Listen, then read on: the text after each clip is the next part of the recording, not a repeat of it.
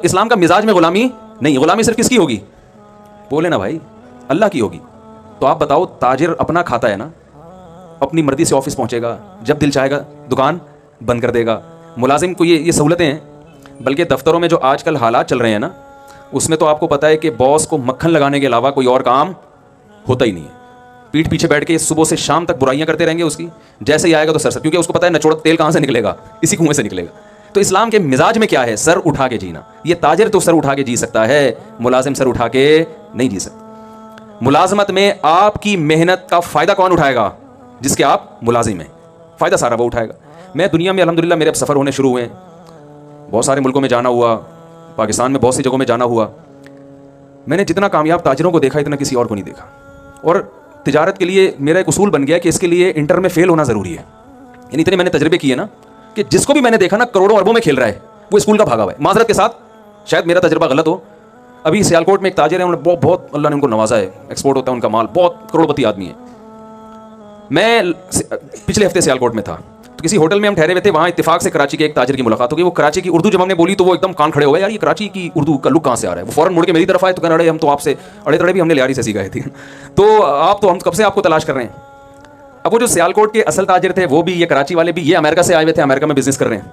میں نے دونوں کی کوالیفیکیشن پوچھی تو کوئی بھی انٹر سے آگے نہیں بڑھ سکا. اور ان کی کامیابی کی وجہ یہی تھی کہ وہ انٹر سے آگے, بولے نا بھائی, نہیں بڑھ سکے. اگر وہ پڑھ لیتے تو میرا خیال ہے وہ ذاتی ایئرپورٹ نہ بنا رہے ہوتے اپنا, ٹھیک ہے نا. دبئی گیا ہوں, وہاں بڑے بڑے تاجروں سے ملا, سارے اسکول کے بھاگے ہوئے. بھاگنے کی ترغیب نہیں دے رہا کہ آپ اپنے بچوں کو اسکول سے, لیکن پتہ نہیں وہ قدرت کا سسٹم ایسا ہے, نظام ایسا ہے. یہ بتانے کے لیے آپ کو یہ میں تجربہ شیئر کر رہا ہوں آپ کے ساتھ. دبئی میں بڑے بڑے تاجروں سے میری ملاقات ہوئی جو کروڑوں میں کھیل رہے ہیں, سب اسکول کے بھاگے ہوئے, اور سب غریب فیملی سے جن کا تعلق تھا. تو تجربے سے ہم نے یہ سیکھی کہ تجارت کے لیے پیسہ بالکل بھی نہیں چاہیے. یہ تجربہ ابھی تو شیئر کر سکتا ہے نا انسان. ایسے میں آئی بی اے یونیورسٹی میں میرا بیان تھا, موضوع یہی بزنس تھا. تو میں نے ان کو ایک بات بتائی, میں نے کہا بہت معذرت کے ساتھ, اچھا میں ایک پٹھان کو لے گیا اپنے ساتھ, وہ بیچارہ کچرا چنتے چنتے نا کروڑپتی بن گیا. کچرا چنتے چنتے, کچرے میں کیا ہوتا ہے کہ بھائی اس کو پتہ چل گیا بھائی جو ہے نا کاپر کیا ہوتا ہے, تانبا پیتل لوہا, ہر چیز کا فرق وہ پہچان گیا. ہوتے ہوتے ہوتے ہوتے اس نے وہی ظاہر اپنی دکان بنا لی اسکریپ کی. پھر ہوتے ہوتے یہ جو ہے نا اتنا اللہ نے اس کا بزنس کہ وہ کروڑپتی, اس کے تو 20-30 تو اکاؤنٹ ہیں اس کے. میرا آئی بی اے یونیورسٹی میں بیان تھا, میں نے اس کو فون کیا, میں نے کہا آ جا بھائی تو, اور میں نے کہا اسی ڈریس میں آنا جس میں تو سارا دن گھومتا پھرتا, کوٹ ٹائی وائی کی وہ پہنتا بھی نہیں ہے. میں نے کہا تاکہ میں ان کو بتاؤں کہ تم تجارت پڑھ رہے ہو, تاجر بنو گے نہیں تم. تاجر ایسے بنتے ہیں جیسے یہ بنا ہے. تو وہ آگے اپنے وہ جیسے نارمل ڈریس میں, بیچارہ سیدھا سادہ سا پٹھان, ایک شلوار کا پائنٹا یہاں, دوسرا پائنٹا یہاں, آ گیا. میں نے کہا بتاؤ یار, میں نے یونیورسٹی کے لڑکوں کے سامنے اس کو کھڑا کیا. میں نے کہا آپ کیا سمجھتے ہیں یہ کیا ہے؟ انہوں نے کہا ایسی بیچارہ سیدھا سادہ سا کوئی ہوگا, ان کے خیال میں کہیں چوکیداری کر رہا ہوگا.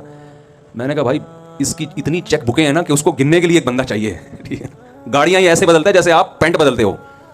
اور میں نے کہا شروع اسکول کتنا پڑھا ہے؟ ایک جماعت بھی اسکول میں نہیں پڑھا ہوا. صرف محنت, ایمانداری, جو ٹائم لوگوں کو پیمنٹ کا دے رہا ہے اس میں 1 سیکنڈ بھی آگے پیچھے نہیں. میں نے اس کو 8 بجے کا ٹائم دیا تھا پہنچنا ہے, میں تھوڑا لیٹ ہو گیا, وہ ٹائم سے پہلے پہنچا ہوا تھا.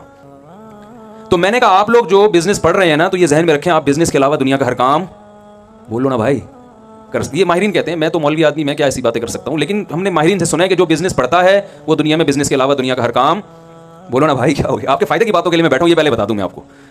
تو ہم دنیا میں جہاں بھی گئے, میں ملیشیا گیا, میں نے پٹھان تاجر دیکھے, سیدھے سادے پہاڑوں کے رہنے والے, کروڑوں میں کھیل رہے ہیں. وہ لنکاوی جزیرہ سنا ہوگا آپ نے, وہاں ایک بہت بڑا تاجر ہے. میں اس لیے زیادہ نہیں قریب جا رہا کہ وہ کہے گا یار ہمارے سارے راز فاش کر رہے ہو آپ مجھ سے بیٹھ کے. یار تم یہاں تک کیسے پہنچے, تمہارے ہوٹل ہیں, تم اتنی ارننگ کیسے کر رہے ہو بھائی؟ ہم تو ایسے ہی آئے تھے بھگوڑے, کچھ تھا نہیں پاکستان میں, ہمیں مل نہیں رہا تھا, یہاں بھگا دیا. تو یہاں ہم نے جس چیز میں ہمیں لگانا کہ اسے خرید کے بیچنے میں کچھ پروفٹ ہے, وہ ہم نے وہ کام کیا. اور 8-10 سال میں اتنا تجربہ ہو گیا کہ آج اتنے بڑے بڑے ان کے ڈاکٹر ذاکر نائک ان کے ہوٹل میں جا کے ٹھہر رہے ہیں. حضرت مفتی تقی عثمانی صاحب جا رہے ہیں وہاں پہ, ہمیں بلایا اس نے. تو آتا کچھ بھی نہیں ہے. تو پہلے تو میں یہ تجربہ شیئر کرنے کا مقصد یہ ہے کہ اسلام نے بزنس کو اتنا زیادہ فوکس کیوں کیا. اس پہ اور بھی بہت سی آیتیں ہیں. حدیث ایک روایت میں آتا ہے, رسول اللہ صلی اللہ علیہ وسلم نے فرمایا تسعۃ اعشار الرزق فی امتی فی التجارہ. روایت میں آتا ہے کہ نبی صلی اللہ علیہ وسلم نے فرمایا میری امت کے 10 میں سے 9 حصے رزق اللہ نے تجارت میں رکھا ہے. 10 میں سے 9 حصے کس میں رکھا ہے؟ تجارت میں. ہم کہاں تلاش کر رہے ہیں؟ دوسرے کاموں میں. حضرت عمر رضی اللہ تعالیٰ عنہ کا ارشاد ہے کہ مجھے اللہ کے راستے جہاد میں موت کے بعد سب سے زیادہ جس راستے میں موت محبوب ہے وہ یہ ہے کہ میں تجارت کرتا ہوا دنیا سے چلا جاؤں. جہاد کے بعد جو شہادت ہے اس کے بعد اگر میں چاہتا ہوں کسی راستے میں موت آئے تو وہ کون سی راستہ ہے؟ کہ میں تجارت کر رہا ہوں. تو بھائی اسلام نے اتنا فوکس کیوں کیا ہے؟ سوال یہ پیدا ہوتا ہے نا, تجارت کو اتنا فوکس کیوں کیا ہے؟ ایک وجہ تو یہ ہے رسول اللہ صلی اللہ علیہ وسلم نے فرمایا المؤمن القوی خیر من المؤمن الضعیف، طاقتور مومن اللہ کو کمزور مومن سے زیادہ، بول لینا بھائی کیا ہو گیا، پسند ہے، محبوب ہے۔ طاقتور مومن اللہ کو زیادہ محبوب کیوں ہے؟ کیونکہ مسلمان کے طاقتور ہونے سے اسلام طاقتور ہوگا۔ علماء کہتے ہیں یہاں طاقت سے صرف جسمانی قوت مراد نہیں ہے، طاقت کی ڈیفینیشن یہ ہے کہ آپ وہ کچھ کر سکتے ہو جو دوسرا نہیں کر سکتا۔ تو جسمانی لحاظ سے بھی آپ طاقتور ہوں تو آپ وہ کچھ کر سکیں گے جو کمزور، آپ 4 شادیاں کر سکیں گے، کمزور کر سکتا ہے معذرت کے ساتھ ہے بھائی، کمزور آدمی کر سکتا ہے، تو آپ وہ کچھ کر سکتے ہیں جو کمزور نہیں کر سکتا۔ تو جیسے جسمانی طاقت اگر آپ کے پاس ہے تو آپ وہ کچھ کر سکتے ہیں جو کمزور نہیں کر سکتا، تو اسلام یہ چاہتا ہے کہ مسلمانوں کے پاس مالی طاقت بھی دوسروں سے زیادہ ہو۔ ان الذين كفروا ينفقون اموالهم ليصدوا عن سبيل الله، فرمایا جو کافر ہے وہ اپنا مال خرچ کرتا ہے اسلام کو ختم کرنے کے لیے، اور ایمان لانے والے اپنا مال خرچ کرتے ہیں اسلام کو پھیلانے کے لیے۔ حضرت مولانا اشرف علی تھانوی رحمہ اللہ تعالیٰ جب ہندوستان میں کسی مسلمان کا اچھا گھر دیکھتے، اچھی گاڑی دیکھتے تو فرماتے مجھے بڑی خوشی ہوتی ہے، اس لیے کہ مسلمان کے طاقتور ہونے سے ہندوستان میں اسلام کیا ہوگا؟ طاقت۔ بنی اسرائیل جو پسے ہیں اس لیے کہ وہ سب کچھ ان کے ہاتھ سے نکل گیا، فرعون نے غلام بنا لیا ان کو۔ اور آپ کو پتہ ہے یہودی انتہائی اقلیت میں، اگر کہا جائے نا کہ دنیا میں سب سے کم آبادی یہودیوں کی ہے تو غلط نہیں ہے، لیکن سب سے زیادہ پاورفل کون ہے؟ یہودی ہے، کیونکہ بزنس سارا کس کے ہاتھ میں ہے؟ یہودیوں کے ہاتھ میں۔ پیپسی کولا ان کی، کوکا کولا ان کی، اور ہماری جب کولا آتی ہے زمزم کولا، مکہ کولا، نام سے ہی لگ رہا ہوتا ہے کہ بھائی یہ اس میں روحانیت ڈال کے کوئی ٹیسٹ لائی کرنی ہے، ٹھیک ہے نا۔ دوسری بات یہ، میں ایک حدیث سنا کے اپنے بات کو تھوڑی دیر بس 10-15 منٹ بات کروں گا انشاءاللہ، پھر بات کو ختم کرتا ہوں میں۔ اب جو میں کہنا چاہ رہا ہوں ایک مثال سے سمجھاؤں گا۔ ایک صحابی کو رسول اللہ صلی اللہ علیہ وسلم نے دیکھا کہ درخت لگا رہے ہیں۔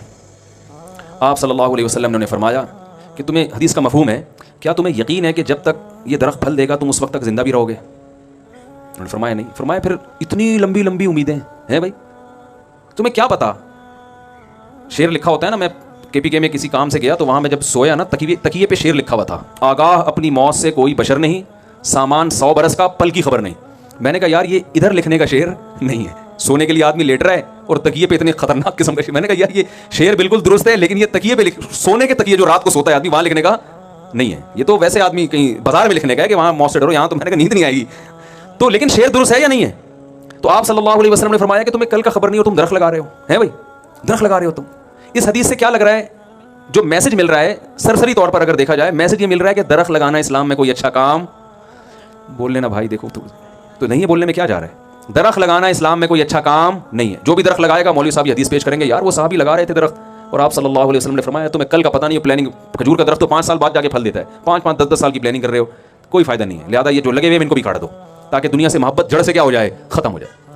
اس حدیث سے یہ پتہ چل رہا ہے۔ لیکن دوسری حدیث میں آتا ہے، صحیح مسلم کی حدیث، آپ صلی اللہ علیہ وسلم نے فرمایا جس نے درخت لگایا زندہ نہیں رہا، وہ پھل تک اس کے پھل نہیں دیکھے، مر گیا، جب تک لوگ اس درخت سے فائدہ اٹھائیں گے اس کا پھل کھائیں گے، حتیٰ کہ پرندے بھی اس درخت سے جو فائدہ اٹھائیں گے، جانور بھی جو فائدہ اٹھائیں گے۔ جانوروں کا کیا فائدہ ہوتا ہے؟ گھونسلے بنا کے رہتے ہیں، اس سے چگتے ہیں، لوگ سایہ حاصل کرتے ہیں۔